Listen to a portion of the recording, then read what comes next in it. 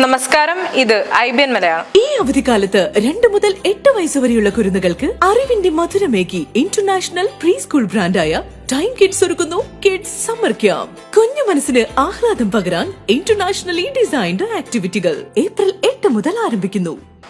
BJP കൊണ്ടുവന്ന വഖഫ് act കൊണ്ട് മുനമ്പത്തുകാർക്ക് പ്രയോജനമില്ല എന്നായിരുന്നു രാവിലെ മുതൽ ഇന്ത്യ മുന്നണി നേതാക്കൾ പറഞ്ഞുകൊണ്ടിരിക്കുന്നത്. മുനമ്പത്തുകാർക്കൊപ്പം എന്നാണ് പറയുകയും എന്നാൽ ഈ നിയമം എന്താണെന്ന് വായിച്ചു നോക്കാൻ പോലും മെനക്കെടാതിരുന്ന സതീശനും കൂട്ടരും നടത്തുന്നത് വസ്തുത അറിയാതെയുള്ള കുറ്റം പറച്ചിൽ മാത്രമാണെന്ന് എല്ലാവർക്കും ബോധ്യമായിരുന്നു. എന്നാലും എന്താണ് അവർ പറഞ്ഞതിലെ വാസ്തവം എന്ന് നോക്കാം.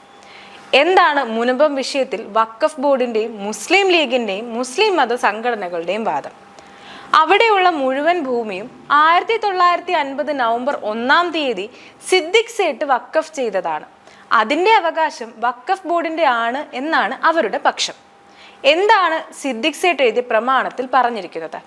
ഇന്ത്യൻ സർക്കാരിന്റെ സൊസൈറ്റി ആക്ട് പ്രകാരം മലബാർ ജില്ലയിലെ ഏറനാട് താലൂക്കിലുള്ള ഫാറൂഖ് അംശത്തിൽ ഓഫീസ് സഹിതം പ്രവർത്തിക്കുന്ന സ്ഥാപനത്തിന് വഖഫ് ഡീഡ് എഴുതിയിരിക്കുന്നു എന്നതാണ് രേഖയാക്കിയിട്ടുള്ളത്.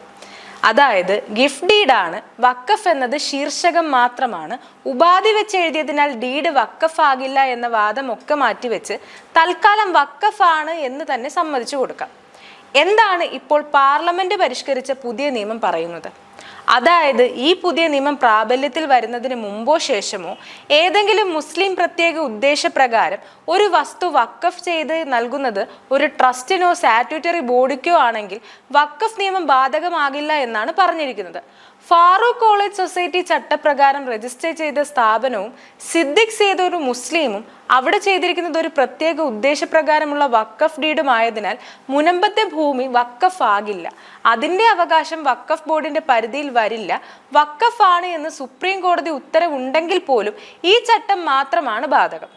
ഇതിൽ നിന്നും നിങ്ങൾക്ക് എന്ത് മനസ്സിലായി? മുനമ്പത്തെ വിഷയം നന്നായി പഠിച്ച് അത് എങ്ങനെ പരിഹരിക്കാമെന്ന് ചിന്തിച്ച് അതിനായി തന്നെ ഡ്രാഫ്റ്റ് ചെയ്ത ഒരു ചട്ടമാണ് സെഷൻ 2A. മോദി സർക്കാർ അധസ്ഥിതർക്കും പീഡിതർക്കും ഒപ്പമാണെന്നും അവരുടെ നേതാക്കൾ ഒരു കാര്യം ഏറ്റെടുത്താൽ അത് എന്ത് വില കൊടുത്തും പരിഹരിച്ചിരിക്കുമെന്നും ഇതിൽ കൂടുതൽ എങ്ങനെയാണ് വ്യക്തമാക്കേണ്ടത്? രാജ്യസഭയും പാസ്സാക്കിയതോടെ നാളെ തന്നെ മിക്കവാറും രാഷ്ട്രപതി ഒപ്പിട്ട് എത്രയും വേഗം ഗസറ്റ് നോട്ടിഫിക്കേഷൻ ഇറങ്ങും. അപ്പോൾ തന്നെ അതിന്റെ കോപ്പി എടുത്ത് ഹൈക്കോടതിയിൽ എത്തിച്ച് അപേക്ഷ നൽകിയാൽ മുനമ്പത്തെ വിഷയത്തിന് പരിസമാപ്തിയായി. ഈ അടുത്ത ദിവസങ്ങളിൽ തന്നെ അതൊക്കെയും സംഭവിക്കട്ടെ എന്ന് ആശംസിക്കുന്നു. ഇതിനിടയിൽ സുപ്രീം കോടതിയിൽ പോയി സ്റ്റേ വാങ്ങാനും ഹൈക്കോടതിയിൽ പോയി പെറ്റീഷൻ തടസ്സപ്പെടുത്താനും രാഷ്ട്രീയ സ്വാധീനം കൊണ്ട് സർക്കാർ നടപടികൾ വൈകിപ്പിക്കാനുമൊക്കെ എതിരാളികൾ ശ്രമിക്കും. ഞങ്ങൾ മുനമ്പത്തുകാരുടെ ഒപ്പം എന്ന് പറഞ്ഞിട്ട് പാർലമെന്റിൽ പോയി എതിർത്ത് വോട്ട് ചെയ്ത ആളുകൾ ഈ വിഷയത്തിലും നിങ്ങൾക്കെതിരെ തന്നെ ആയിരിക്കും. അവർ അറിയാവുന്ന നാറിയ കളികളൊക്കെ കളിക്കുകയും കുത്തിത്തിരിപ്പുണ്ടാക്കാൻ നോക്കുകയും ചെയ്യും. പക്ഷെ അതുകൊണ്ടൊന്നും ഒരു ചുക്കും സംഭവിക്കില്ല എന്ന് ഉറപ്പാണ്.